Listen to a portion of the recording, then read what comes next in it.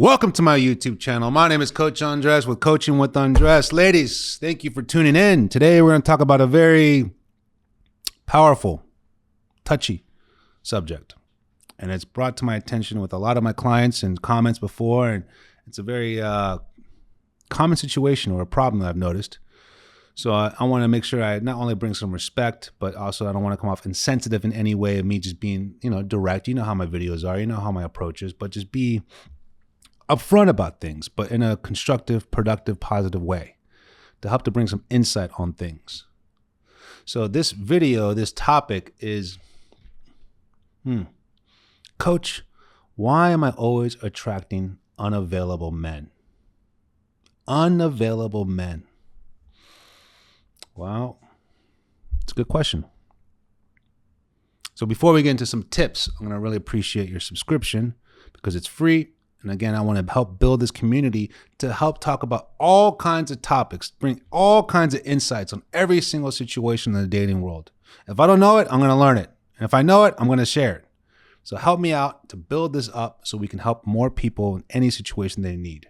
Again, it's also relationship and life coaching as well. Why are you attracting unavailable men? You know, how I coach and what I always tell the women who I talk to is that I keep it real to say, I'm here in a respectful way to tell you what you need to hear, not what you want to hear. Because I respect your time. More importantly, I respect your feelings. But I'm going to do it in a way where we focus on the solutions. We focus on what we could do with it. We focus on today and tomorrow. But sometimes we have to go back when you're ready to, or when you want to share it, into what made us or what got us here. So when you look at why you are attracting unavailable men, one of the first things that comes up is the male role models in your life. I'm not a psychologist, I'm not a psychiatrist, so I'm not going to go that far or deep into that specific situation. But we can talk about as the male role models in your life today, now. You understand what's going on with childhood. You understand what's going on with psychology. And if you don't, share and let me know. I can help you. But what we can focus on today, and that's what coaches do, is focus on today and tomorrow, and let's go forward with the respect and understanding of what you've gone through when you want to share it. But I'm not trying to find out more about who you are back then unless you want to share it. I want to focus on who you are now and who you want to be tomorrow. Coach now. What kind of male role models are in your life now? Are they ones, if it's family, friends, work associates, are they ones that you respect and admire? Not with love interest, not with romantic desires, just good men. You know, I always say you are who you hang out with. And I've always heard the situation where I get this, such a common response from my clients, the women who say, I always love talking to you, Coach. I love a man's point of view, a perspective on things because my girlfriends give me the same feedback, the same response about other situations. And I'm like, well, it's because they want to protect you. And that's a beautiful thing. They have an intention to protect you. But I'm going to help you by being, tough love. Telling you the truth on certain things towards what you want. And I was like, but are those women in happy relationships or are they in the same boat? What do you think? Most of them are in the same boat and they have this protecting shield where they don't want any one of their friends or themselves to get hurt again. And I think that's a great thing. But if they're not living to the point of something as an example of what you want, role models, doesn't make them a bad friend. Doesn't make them a bad person. It makes them a situation that maybe we both need to learn how to pay attention to people or relationships or couples who have what we want. How do we get there? I talked about how, before in my other videos, my biggest and best role models were my mom and my dad before my father's passing. My sister and my brother-in-law 21 years married, seeing that from the very beginning. But I was also, I think young, late teenager, early 20. And the most recent one, which is the most impactful because I was an adult and I was coaching, was my brother and my new sister-in-law, from their first date to their wedding last year in Costa Rica. Those are my role models. Those are the people I look up to. Those are the relationships I want. So, I have friends who are single, but I also look at it where if they're not doing the right things for themselves, then why am I going to value their opinion so much? Or why is their opinion going to impact who I am and what I want so much? You look at it where those role models, if you don't have those male role models in your life, ladies, the ones you do have are mirroring you in a way of what you might be attracting, unavailable men. There's a relationship pattern with that. And you might not even be aware of it. It might be somewhat unintentional, subconsciously doing it, not even knowing. I have these clients who go to the same restaurants, the same bars, and don't even get me started because I live in Florida, 50, 60 miles north of Miami. I don't live in Miami. I live in a different, more suburban area, very family oriented. But when I go to Miami or I hear about the dating in Miami, and I know you've heard stories, why is it so hard to date in Miami? Because all these women, beautiful, talented, educated, successful, powerful women, keep on living that lifestyle in Miami of the flash, the nightclubs, the bathroom picture at Sexy Fish, the bottle service with the sparklers every weekend. What are you trying to attract in those environments? I get celebrations. I love it. I go to Miami for celebration. I go to Miami for work events. I go to Miami for networking, for a good time here and there. But am I going to see something in a sense of having intentions for love or relationships there?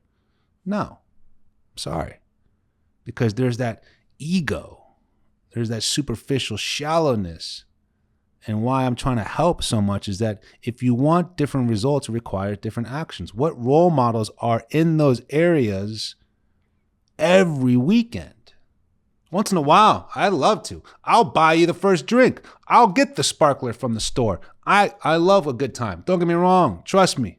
We will be the first ones there and the last one to leave. But not every weekend. Not my primary source of trying to see what's out there, ladies. No. You need to put yourself around better role models throughout the week or the weekend or the weekly pattern, monthly pattern of who you are or who you want to be, because then you're mirroring that in what you attract. Sometimes we stay in what we have in that smaller, younger, immature stage because we're good at it. We know what we're getting ourselves into. We know how to handle ourselves in those situations or environments. We're comfortable in that. If anything, we're quite confident, borderline cocky in those environments. But being in something more, let's say, genuine or pure or innocent or family-oriented or, just something more holistic. Again, the word pure kind of scares you. Oh, whoa. A little too touchy there. Well, that's something you need to and would want to develop and evolve emotionally, so you don't keep on finding the same kind of unavailable men.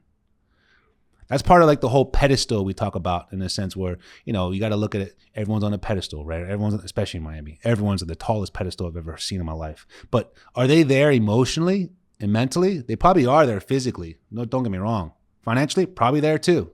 Educationally, probably there too. But mentally and emotionally, are they in that pedestal step that they want to be at?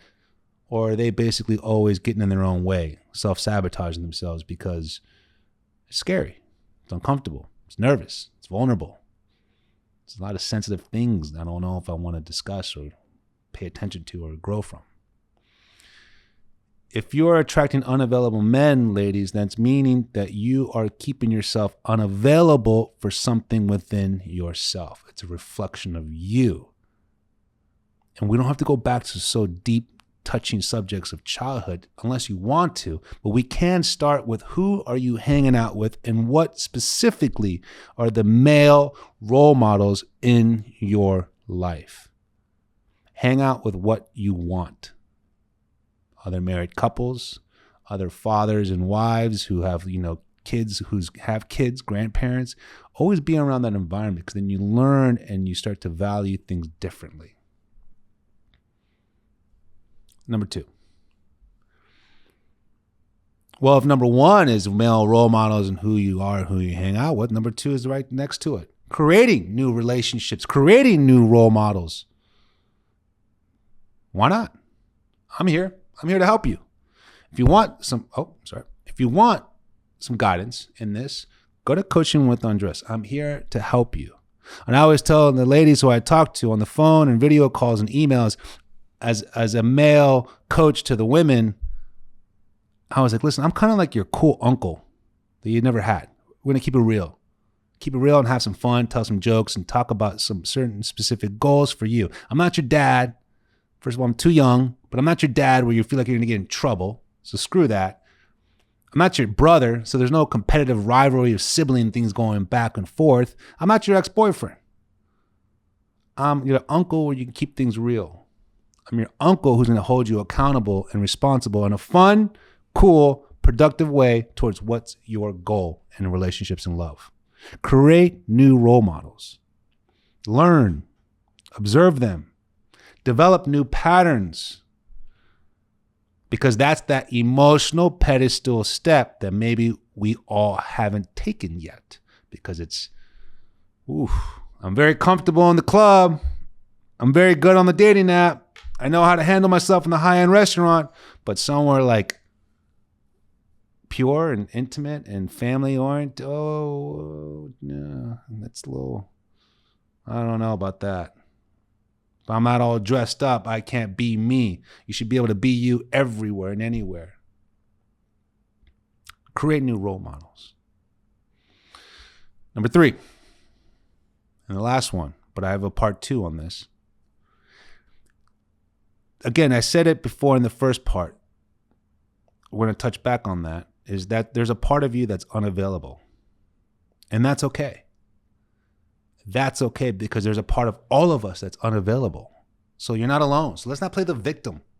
Poor me. No, not poor me. Good for you. That means that you have a purpose, an opportunity now to take on. I always look at it, if you have a problem, a challenge, an obstacle, that means you have an opportunity to change it, to grow from it, to learn from it. Because everyone's got something. Guilty.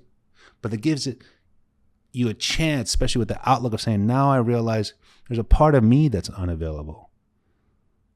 If you need help finding that out, we can talk about it over the phone, over a coaching session. But if you think you know what it is, write it down. Look at it. Get it out of your head and say, you know what? There might be some unhealed trauma, sabotaging good situations for whatever reason. When I meet a healthy person, when I meet a healthy man, a high-valued man, and I talked about before, a high-valued man isn't about his paycheck or status or strength. It's about EQ, emotional maturity. It's big. When a man gets there, that's a very high-valued man, because women are so more emotionally mature than us. That's what we need to have to understand a boy from a man. So if you want to see a healthy man and you notice your pattern of always shutting down, getting scared, questioning yourself, not wondering if he's always, is this too good to be true? Is it real? There's something wrong with you. I'll find out. That might be a reflection on what maybe you're unavailable with. And we all have done that. We all will do that. But we can't keep on living like that if you want what you ultimately want. So let's talk. I want to hear your story. Make a comment, share your story, share whatever you want on these comments, because I respond to them personally myself. And if you're interested in a coaching session, I want you to make a note on that message, and I'm going to offer you a special discounted price. and we're going to talk, and we're going to get this figured out today. All right? I'm here to help. Thank you for watching. My name's Coach Andres. See you soon.